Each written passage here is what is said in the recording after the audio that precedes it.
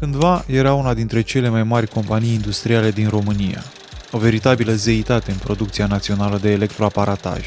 Acum, demolările se țin lanț pe vechea platformă, lăsând în urmă munți de moloz și nostalgii muncitorești. Și pentru că Urbexul este și o cursă contra cronometru cu rechinii imobiliari, am zis că nu mai putem amâna explorarea acestui gigant muribund. Ne facem încălzirea în toiul nopții, rupți de somn, cu explorarea unui mic cinematograf de cartier. Și ce mă gândesc, vineri să nu fie la lucru de dimineață. Cred că de asta au și lăsat-o deschis.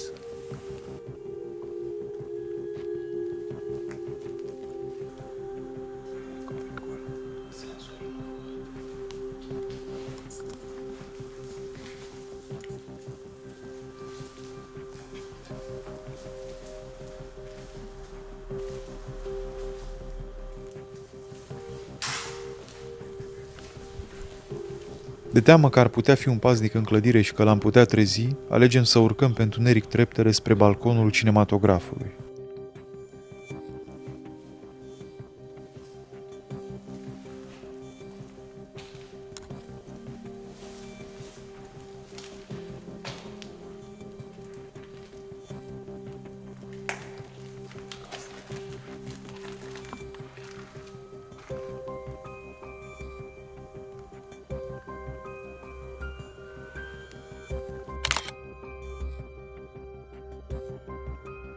Deci s-a desumflat treaba cu cinematograful.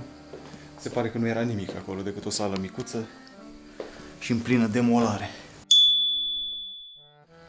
Înainte de a pleca spre a doua țintă, haideți să vă arătăm ce înseamnă mintea unora un hotel de 3 stele.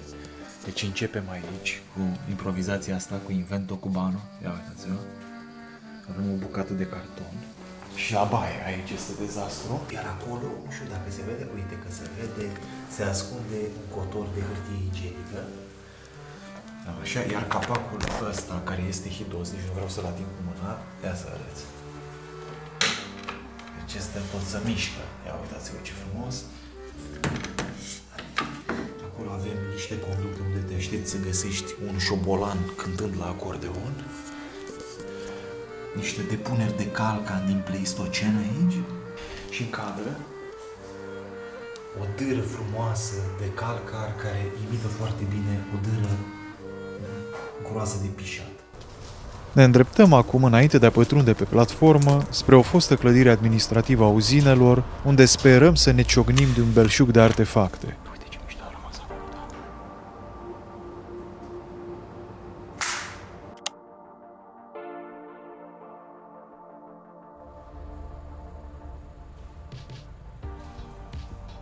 Ce-am și scure ales. Să este.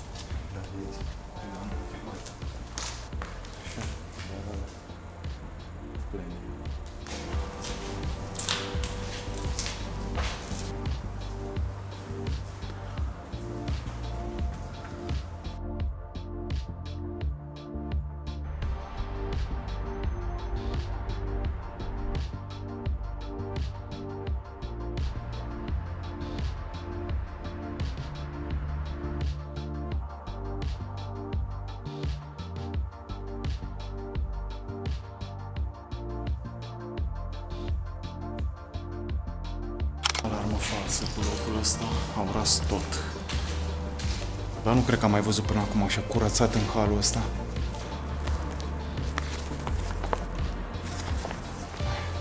Asta e la signele lor cu numele.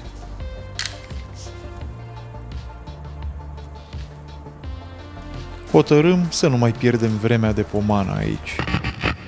Aveți aici doar o mostră din ceea ce ieșea de pe liniile de producție ale uzinelor de electroaparataj. Să mergem însă în prezent, printr-o junglă de mărăcini, la capătul căreia ne așteaptă, cu majuscule, realitatea. Un vas de șer de fier vechi, cadavrul unui colos industrial care își exporta cândva produsele pe toate meridianele globului. Și aici o dărâma la greu și probabil că toată zona asta o vor dărâma.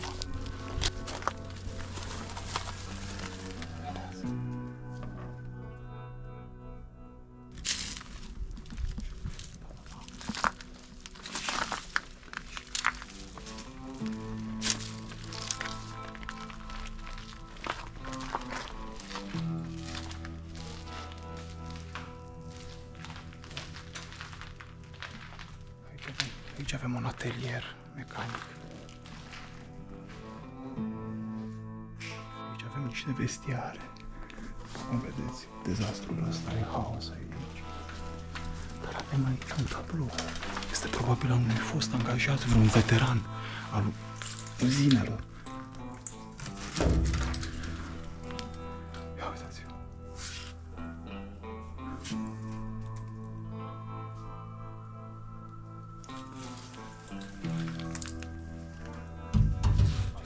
Asta e de 6.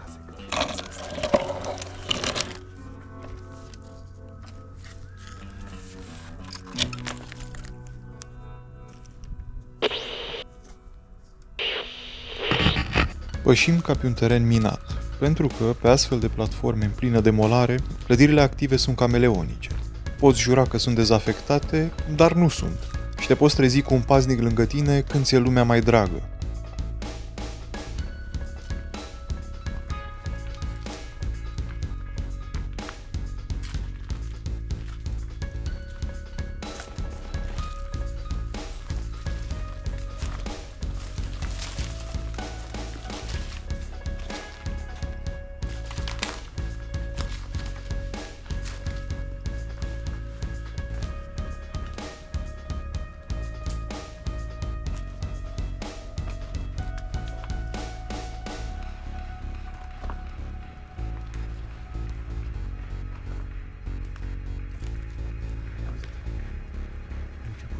Și greu, l-au scos pe tot.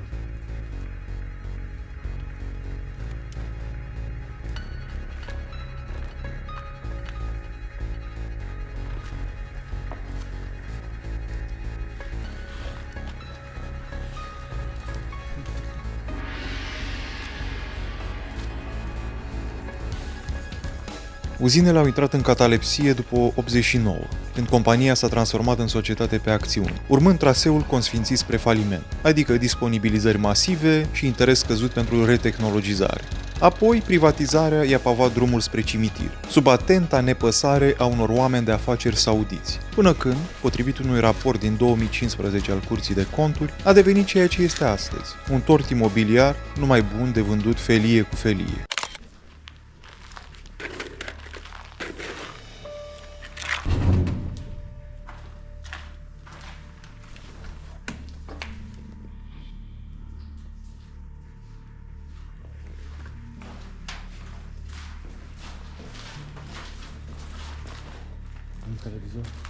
Un televizor diamant.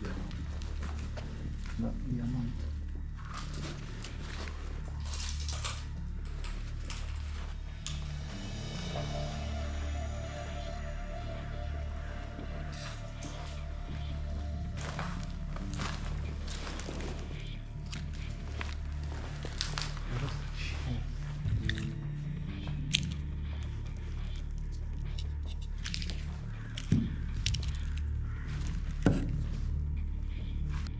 Acolo au tras curent, uite, folosesc alea, niște proiectoare. Iată cum ne ducem în gura lupului. Și iată gura lupului.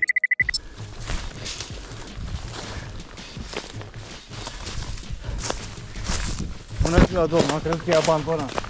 Suntem fotografi. Da, știți că nu aveți voi intrat aici? Nu știu, am venit să ne... Dar de unde sunteți? Din București. Păi și ce căutați aici? Eu asta vă întreb. Deci am vorbit cu un prieten și ne-a zis, băi, vedeți că aici e abandonat, mă.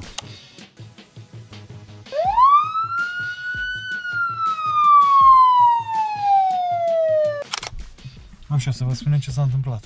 Deci am stat la poliție până acum, ne-au prins paznicii și au chemat poliția. Și am mers până la secție și stai, au percheziționat, ne-au ținut acolo și din fericire nu s-au depus plângeri împotriva noastră, deci e în regulă.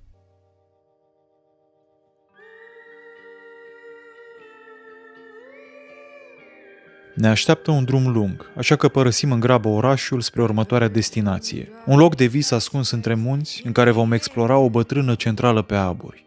Totul despre această minunăție în viitorul episod Niște Unii.